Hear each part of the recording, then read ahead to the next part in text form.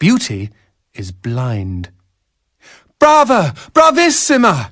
A tidal wave of applause washed over Justine as roses rained down on the stage.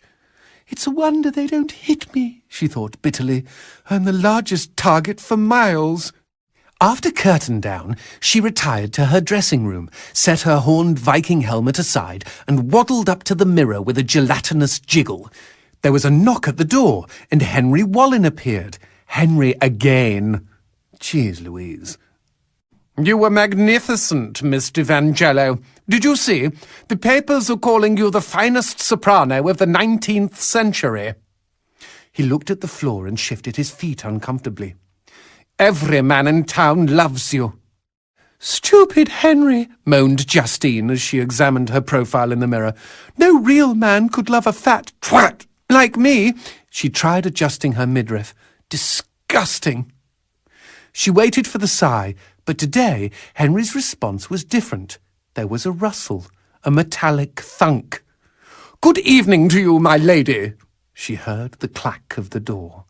Justine gazed wistfully at the tintype of beautiful Bella Margot, the slender soprano she idolized in her youth.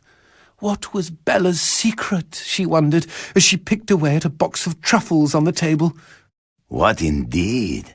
A few minutes later, Justine was bent over the wastebasket by the door, gagging and heaving. Eventually she gave up and removed her finger from her throat. Then, at the bottom of the wastebasket, she saw the roses and the letter, and remembered the rustle and the thunk. She opened the letter and read aloud. You have won my heart, and that is no small feat. Oh, how sweet!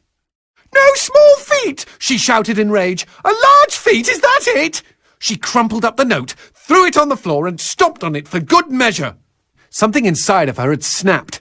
From that moment forward, she was determined to never sing again.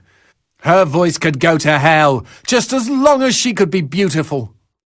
No one knows exactly what happened to Justine after that. Not the impresario who had begged her to come back, not the reporters who had begged her to comment, not Henry, who had been too crushed to face her again.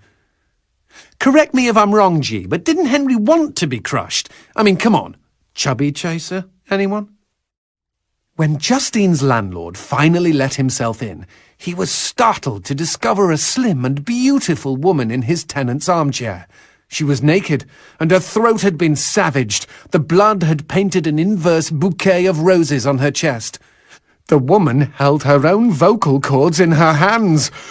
Oh, the end.